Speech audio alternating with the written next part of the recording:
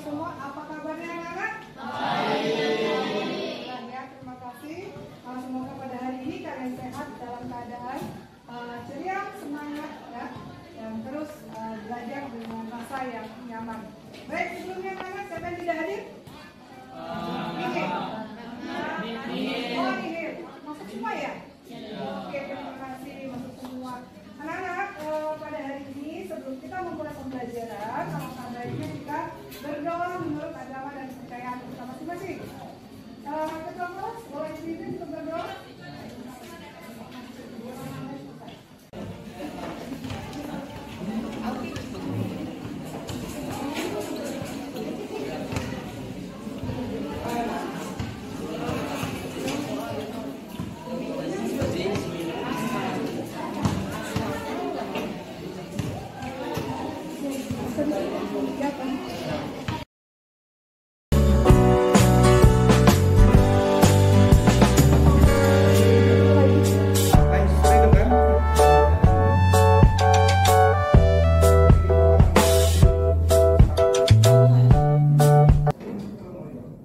Assalamualaikum warahmatullahi wabarakatuh. Selamat pagi, salam sejahtera bagi kita semua yang berkumpul di pagi hari ini. Nikmat kesehatan, kesempatan sehingga kita dapat berkumpul di ruangan web digital multimedia ini. Untuk pagi hari ini kami mengajak Bapak Ibu guru untuk berkumpul di sini. Kami ingin mengimplementasikan hasil aksi nyata kami berupa modul 1.4 yang akan dipresentasikan oleh Ibu Diana, SPD, untuk penerapan pengalaman budaya positif di SMA Negeri 5 Kota Lubuk Linggau. Untuk Ibu Diana, silakan presentasi.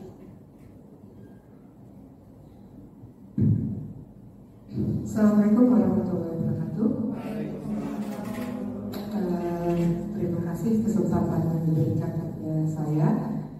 Pada modul 1.4 ini kami akan memberikan presentasi tentang pemahaman budaya positif di sekolah. Ini adalah aksi nyata dari penerapan modul 1.4 yang sudah kami pelajari pada kegiatan Guru Penggerak Anak-anak 9 Kota Lubuk.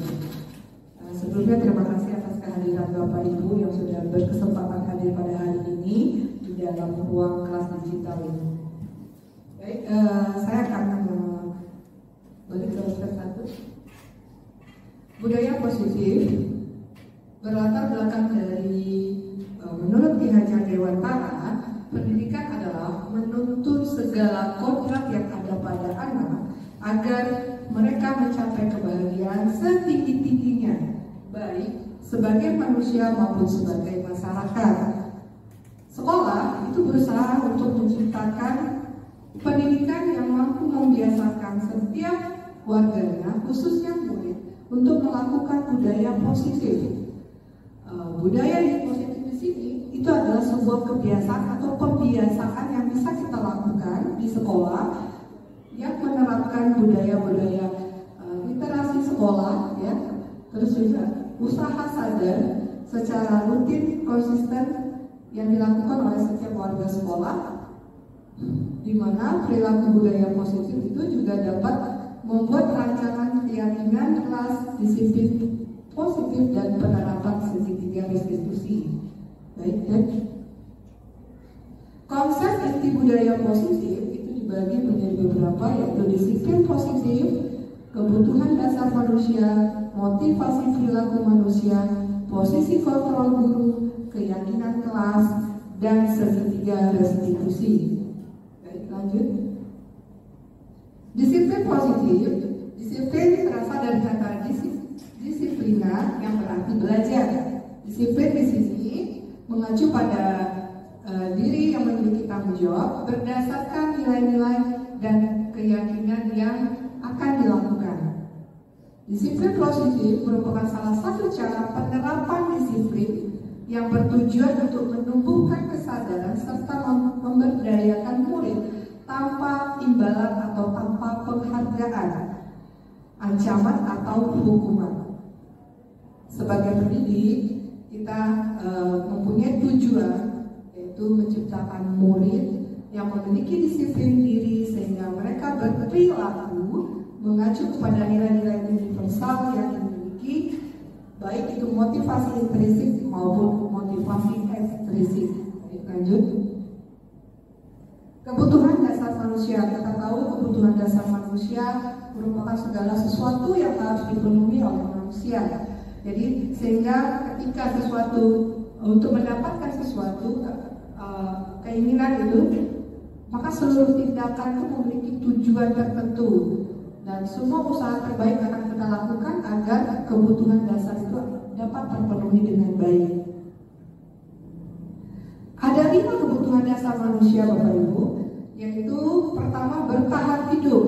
Di sini itu bersama fisiologis ya, seperti kebutuhan kesehatan, tempat tinggal, makan, sandang, papan, dan pangan ya. Jadi kebutuhan bertahan hidup. Terus kebutuhan dasar lainnya itu dapat diterima atau dapat diterima orang lain ya.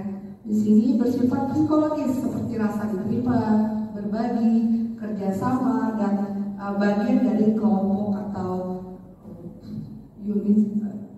Terus kebutuhan ketiga yaitu kebebasan. Kebutuhan ketiga atau kebebasan bersifat psikologis seperti mandiri. Jadi di sini kita bersifat mandiri, memiliki hal-hal untuk mencoba hal-hal baru, mengendalikan diri ke arah yang lebih baik. Terus kebutuhan dasar kesenangan. Di sini kesenangan di sini seperti tertawa, ingin bermain, humoris, dan antusias. Terus penguasaan. Di sini bersifat psikologi juga seperti harga diri, keinginan untuk dianggap, keinginan untuk dihargai, keinginan untuk diakui keberadaannya, serta keinginan untuk memimpin dan berprestasi. Next. Motivasi perilaku manusia ada 2 ya Bapak Ibu, yaitu motivasi intrinsik dan ekstrinsik. Motivasi ekstrinsik itu berasal dari luar, yaitu hal yang menghindari ketidaknyamanan atau hukuman. Jadi seseorang motivasi ini berlatar belakang dari lingkungan ya. Jadi kita di sini orang melakukan sesuatu karena tidak pengen dihukum, pengen mencari kenyamanan atau di dalam zona nyaman saja. Terus ya, unsur ekstrinsik di sini adalah mendapat imbalan atau penghargaan. Jadi kadang orang melakukan sesuatu karena ingin dihargai, ingin mendapat imbalan, dan mungkin ada ancaman dan lain-lain. Jadi di sini adalah unsur ekstrinsiknya. Unsur intrinsik di sini adalah proses menciptakan kondisi dihargai. Jadi ini dihargai yang berasal dari diri sendiri. Ini adalah unsur intrinsik. Baik, lanjut. Motivasi perilaku manusia yang ketiga yaitu hukuman, konsekuensi, dan restitusi. Hukuman di sini adalah sesuatu yang tiba-tiba terencana, murid tidak tahu apa yang akan terjadi atau tidak terlibat. Hukuman itu bersifat satu arah. Jadi ketika kita menghukum seorang siswa, maka hukuman itu bersifatnya satu arah saja. Jadi anak itu mau nggak mau kita hukum, berarti penguasaan kita terhadap siswa. Terus hukuman bersifat fisik atau psikis. Jadi ketika kita memberi hukuman, kadang-kadang kita tidak tahu bahwa hukuman itu akan bersifat ke anak, berdampaknya dalam fisik dan psikisnya. Terus konsekuensi di sini adalah terencana atau disepakati secara aturan. Jadi konsekuensi ini lebih ke hal-hal yang dimusyawarahkan atau disepakati dulu di awal. Jadi konsekuensi itu murid tetap tidak buat tidak nyaman. Jadi pasti di sini kita ada kesepakatan dengan siswa dengan guru. Jadi ada hubungan 2 arah. Terus konsekuensi sikap guru selalu memonitor murid. Jadi kita di sini bersifat memonitor.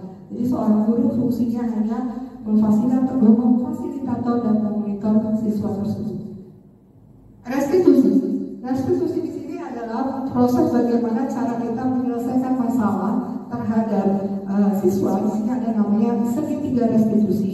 Segitiga restitusi ini adalah proses menciptakan kondisi bagaimana murid untuk memperbaiki kesalahannya. Terus proses kolaboratif yang mengajarkan murid untuk mencari solusi sendiri. Jadi pada segitiga restitusi atau pada restitusi itu lebih menekankan kita mengetahui dulu apa sih identitas siswa, terus menekankan di mana letak kesalahan dan terus kesadaran baik itu kesalahan baik itu sifat intrik atau ekstriksi ya. Jadi lebih ke pemecahan masalah. Baik, lanjut.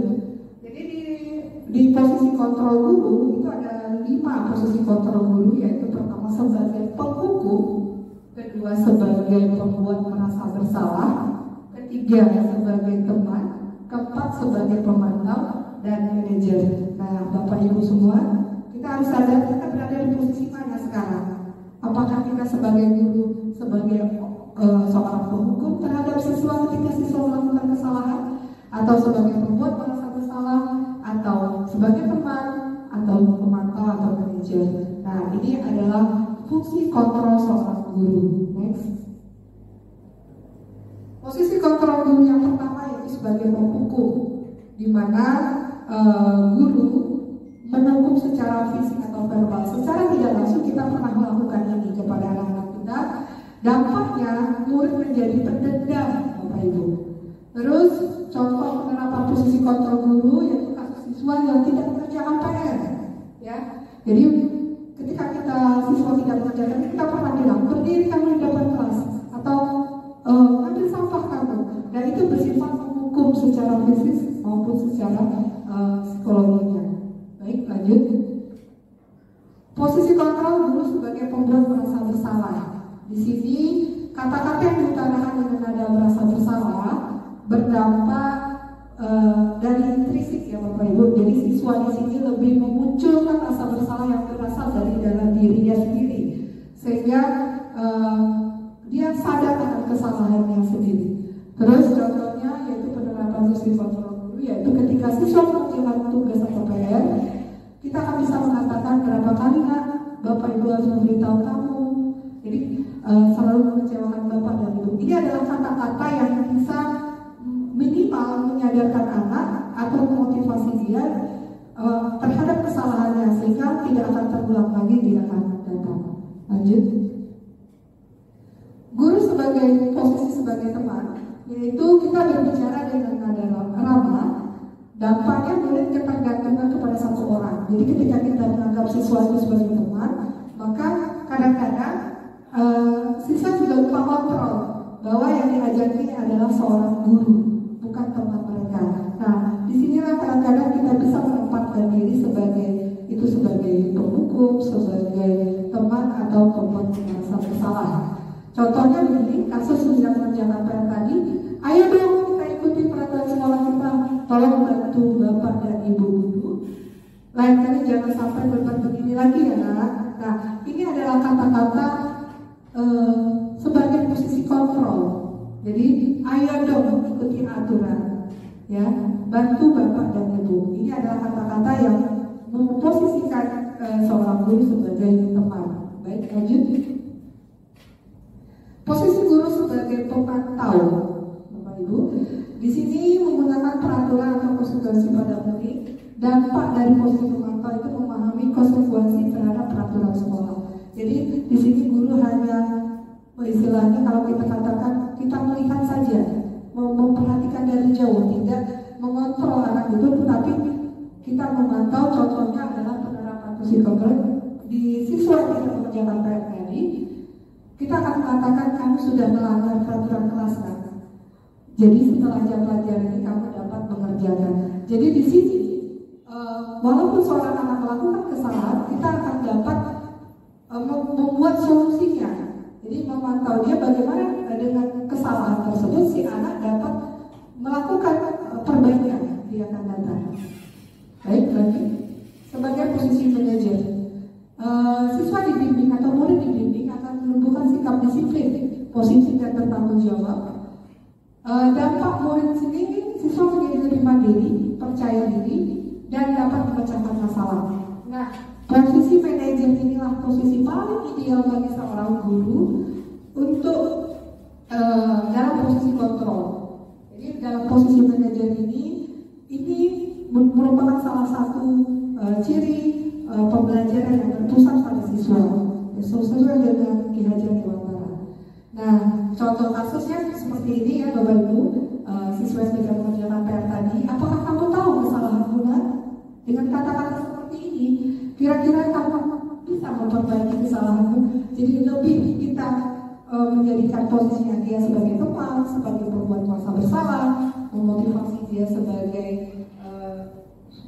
penghukum juga, tapi dengan secara tidak sadar siswa akan lebih mau merubah dirinya menjadi lebih baik. Nah, posisi manajer adalah posisi terbaik yang seharusnya kita miliki sebagai seorang guru. Baik, next. Posisi kontrol, apakah aku di sini mengatakan saya kecewa sekali dengan kamu Nana? Jangan kata-kata seperti ini dikeluarkan, karena ini akan berdampak kepada siswa sendiri. Contoh, kamu tidak mengerjakan tugas, bersihkan alam kelas sekarang. Terus ada kata-kata, apa rencanamu untuk menyelesaikan masalah ini Nana? Jadi ada pertanyaan-pertanyaan normatif yang dapat memicu siswa. Jadi posisi kontrol kita untuk mengeluarkan kata-kata ini. Nah, jadi disinilah seorang guru berperan untuk membuat restitusi, segitiga restitusi dapat berjalan. Lanjut. Nah, ini ada kata-kata, ayolah lakukan demi bapak dan ibu, ya. Terus kamu tidak akan pernah mendapatkan baik jika kamu tidak mengerjakannya. Atau kamu ingin menjadi orang seperti apa kan? Nah, kata-kata ini yang sering atau tidak sadar kita akan selalu katakan kepada anak-anak kita. Baik. Keyakinan keras, nah, baik Bapak Ibu, karena ini waktunya kami dibagi 2 sesi dengan Ibu Nova, mungkin untuk keyakinan keras akan dilanjutkan oleh Ibu Nova Amikasari SPD. Kepada Ibu Nova saya persilakan.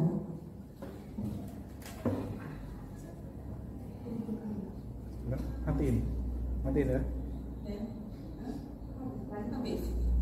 Berapa tuh? 19 menit. 19 menit.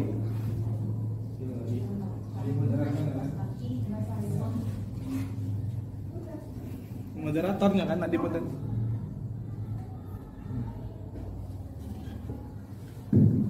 Assalamualaikum warahmatullahi wabarakatuh. Waalaikumsalam warahmatullahi wabarakatuh. Terima kasih Bapak Ibu sekalian atas kesempatan dan waktunya untuk bisa berkumpul di ruang kelas digital hari ini. Baik Bapak Ibu, di sini saya Ibu Diana SPD dan Ibu Nova Amikasari SPD ingin mengimplementasikan modul 1.4 tentang budaya positif, dan presentasi yang kedua ini akan dilanjutkan oleh Ibu Nova Amikasari SPD tentang keyakinan kelas. Kepada Ibu Nova Amikasari saya persilakan.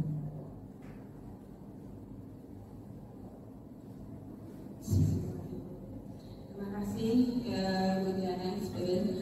Ini di sini saya akan melanjutkan tentang keyakinan kelas. Ya. Keyakinan kelas ini berupa kesepakatan Bapak Ibu, ya, kesepakatan yang dibuat bersama-sama dengan murid, ya, berupa. Tapi di sini kenapa tidak peraturan? Kita ambil contoh di sini ya Bapak Ibu. Mengapa kita kalau bermotor itu memerlukan helm? Alasannya apa? Untuk keamanan. Keamanannya untuk siapa? Untuk diri kita sendiri. Nah, jadi di sini untuk membentuk keyakinan kelas itu ya, ada berupa kesepakatan-kesepakatan. Yang pertama, itu kita bisa jabarkan dulu asumsi anak tadi, ya, mau kesepakatan apa yang dibuat, misalkan sebelum memulai pelajaran langsung atau sebelum memasuki saat ini ya, apa, semesteran, awal semester itu kita membuat kesepakatan kelas ini. Yang pertama, biar untuk menjalankan proses pembelajaran itu berjalan dengan tertib, aman, dan nyaman. Jadi di sini buatlah kesepakatan tadi, misalkan Bu tidak boleh keluar. Nah, keluar itu misalnya izin Bu ke toilet. Itu waktunya berapa kali? Misalkan 2 kali. Itu kita buat kesepakatan di situ. Bu tidak boleh makan di dalam kelas. Bu tidak boleh mengobrol atau berisik atau berkata kasar. Nah, disitulah membentuk suatu kesepakatan atau keyakinan kelas. Nah, di sini untuk prosedur-prosedurnya di situ ada satu mempersilahkan murid untuk mencurahkan pendapat tadi. Nah, pendapat itu berupa ya ini apa kesepakatan tadi, sepakatnya apa di situ. Tapi di sini ini ya disuruh dulu. Yang kedua itu mencatat semua masukan papan tulis. Terus yang ketiga susun keyakinan kelas berupa prosedur pembentukan keyakinan kelas. Jadi setelah diterapkan oleh anak-anak tadi dicatat papan tulis, terus disusunlah prosedur tadi. Diambil beberapa yang kita anggap memang penting. Terus yang selanjutnya yang keempat kita ganti kalimat negatif dan positif. Misalkan di situ contoh jangan berlari di kelas atau koridor. Untuk kalimat positifnya itu berjalan di kelas. Terus selanjutnya meninjau kembali daftar surat pendapat yang sudah dicatat. Jadi di sini diperiksa lagi itu berupa kesepakatan kelasnya peraturan tadi. Terus yang selanjutnya tinjau ulang keyakinan kelas bersama-sama. Jadi di sini dari kesepakatan yang sudah dibuat itu kita tinjau lagi ya. Ada beberapa misalnya ada 6 buah di situ kita buat kesepakatan itu. Jadi di sini ditinjau ulang bentuk keyakinan tadi. Selanjutnya itu yang terakhir keyakinan ke kelas yang telah disetujui ditempel di depan untuk mudah dilihat. Jadi ya kemarin itu kami membuat itu ada tempelan-tempelan yang diserahkan ke anak. Mereka tulis kesepakatan tadi yang tidak boleh bermake up di kelas, misalkan tidak boleh berkata kasar di kelas atau tidak boleh izin keluar, misalnya izinnya tuh boleh baru 2 kali di situ. Dan di situ ditulis terus ditempel di karton. Nah, setelah ditempel di karton itu kita pilih saja beberapa, itu kan banyak tuh setiap kelas itu, setiap murid itu di kelas. Nah, tapi di sini kita ambil beberapa saja, misalnya kita ambil 6 poin di situ. Nah, kita ambil intinya saja, itu bentuk dari kesepakatan kelas ya, Bapak Ibu. Nah, untuk contoh keyakinan kelas ini agar siswa itu mempunyai rasa saat yang pertama itu bertanggung jawab atas kesepakatan yang dia buat. Berarti dia kan yang memberikan asumsi atau berupa ya kesepakatan tadi. Terus menghargai sesama, menghargai contohnya tadi tidak boleh berkata kasar. Ini kan agar tujuannya menghargai sesama teman. Terus yang selanjutnya jujur. Jujur itu ya dari kesepakatan yang dibuat tadi. Selanjutnya itu bertanggung jawab sama, senantiasa menjadi diri terbaik ya. Selanjutnya saling menghormati sesama teman dan bersikap baik terhadap orang lain. Jadi di sini sama-sama saling menghargai dari teman tadi. Selanjutnya, nah untuk selanjutnya ini segitiga restitusi. Segitiga restitusi ini ya berupa suatu proses dialog yang dijalankan guru atau orang tua agar menghasilkan murid itu agar bersifat mandiri dan tanggung jawab atas kesalahan yang mereka buat. Di sini kemarin saya mengambil contoh kebenaran sedang mengadakan ulangan harian di saat yang pertama. Jadi ada seorang murid itu tidak menghafal ya, atau di sini kalau seorang guru kan kita bisa saja terus memberikan saja nilai itu. Nah, kamu tidak menghafal berarti kamu nilainya kecil. Tidak. Tapi di sini di tahapan segitiga restitusi ini ada 3 hal. Yang pertama menstabilkan identitas, itu kita menanyakan kesalahannya. Misalkan lupa tahu ibu panggil ke sini, kita menstabilkan dulu, menanyakan dari kesalahan yang mereka buat. Dia tahu Bu, misalkan saya tadi tidak menghafal, jadi nilai saya kecil. Karena apa? Saya tunjukkan pada anak nilai yang saya buat itu. Kamu bisa lihat sendiri nilai kamu. Nah, terus yang kedua, validasi tindakan yang salah. Kita menanyakan. Di sini kita menanyakan kembali kesalahan mereka. Menanyakan ini mengapa alasan misalkan mereka ini tidak menghafal, alasan kesalahan tadi. Terus yang selanjutnya menanyakan keyakinan. Nah, di sini menanyakan keyakinan itu barulah kita menanyakan bentuk dari kesalahan mereka itu. Lupa tahu nggak kalau misalnya lupa tidak menghafal, apa efeknya tadi? Nilai kecil. Nilai kecil. Bagaimana bisa memperbaiki kesalahan itu? Nah, jadi di sini kita membentuk siswa itu yang tidak langsung menghukum dia atau mengancam dia dengan nilai yang kecil, tidak. Tapi di sini kita menyuruh siswa itu memperbaiki kesalahan mereka agar mereka itu kedepannya bersifat mandiri dan bertanggung jawab atas kesalahannya.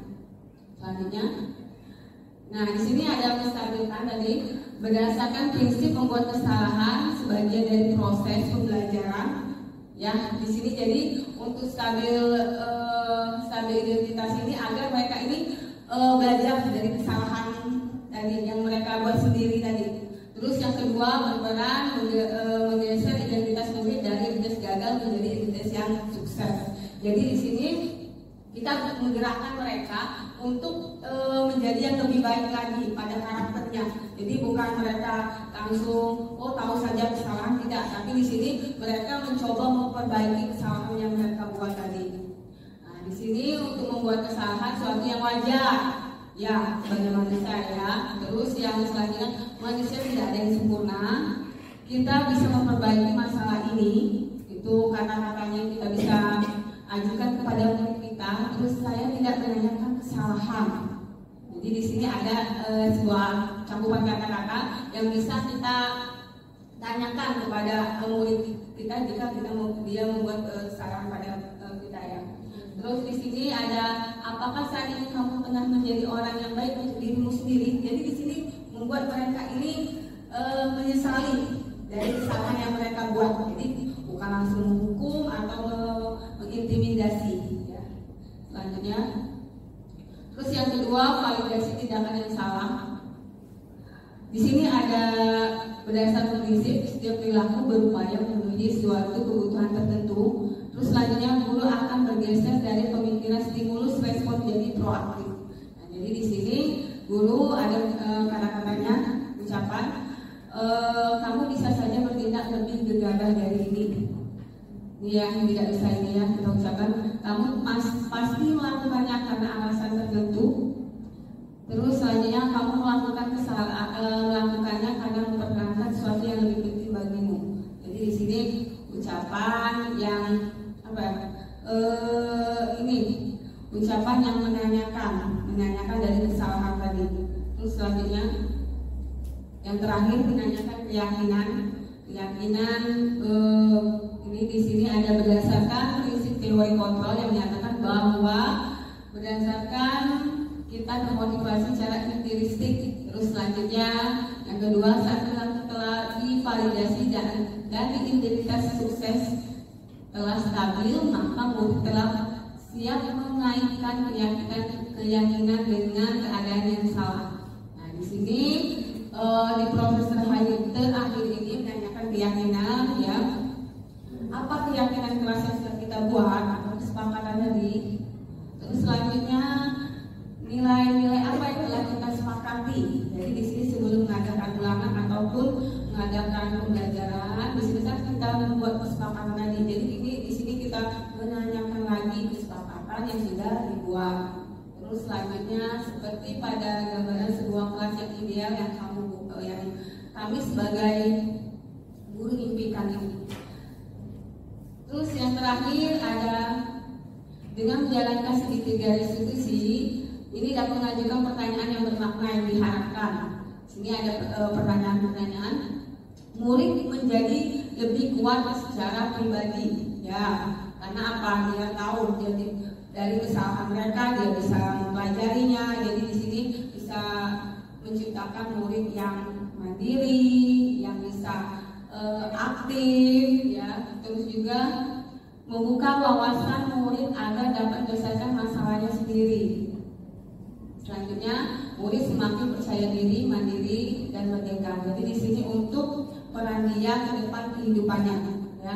Jadi di sini bisa menyelesaikan masalah sendiri, terus dia membuat bisa percaya diri. Selanjutnya, ciptakan agar siswa itu mandiri, ya.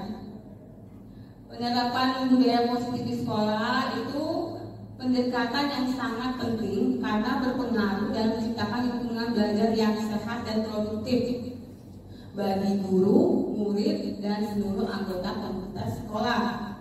Budaya positif mencakup norma-norma dan sikap yang mendorong kerjasama, kepedulian, penghargaan, dan kesuksesan bersama. Jadi di sini sama-sama berkolaborasi menjadi sekolah yang diinginkan ataupun menjadi murid-murid yang kita impikan di masa depan. Melalui penerapan budaya positif, sekolah dapat menciptakan suasana aman, inklusif, dan mendukung bagi murid. Hal ini dapat meningkatkan motivasi belajar murid, mengurangi perilaku merugikan seperti perundungan, ya, bullying yang kita hindari sekarang untuk siswa kita, dan meningkatkan partisipasi dalam kegiatan akademik dan sosial. Guru dan staf sekolah juga dapat merasakan manfaat budaya positif. Kita terapkan tadi jika kita melakukannya dengan hal yang positif semua, karena mereka lebih termotivasi untuk bekerja dengan baik dan merasa dihargai atas upaya mereka. Ya, jadi di sini itulah Bapak Ibu yang kami dapat paparkan. Dari yang pertama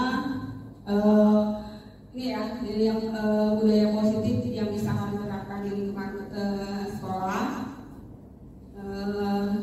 berupa segitiga restitusi, keyakinan kelas, ya, berupa kesepakatan kelas. Jadi di sini guru-guru bisa kita memberi kesempatan kepada murid kita kesalahan yang mereka buat, jadi tidak langsung menghukum ataupun tidak langsung mengintimidasi perkataan yang dikeluarkan kata kasar, tapi di sini kita menanyakan secara lembut kesalahan yang mereka buat, ataupun kita bisa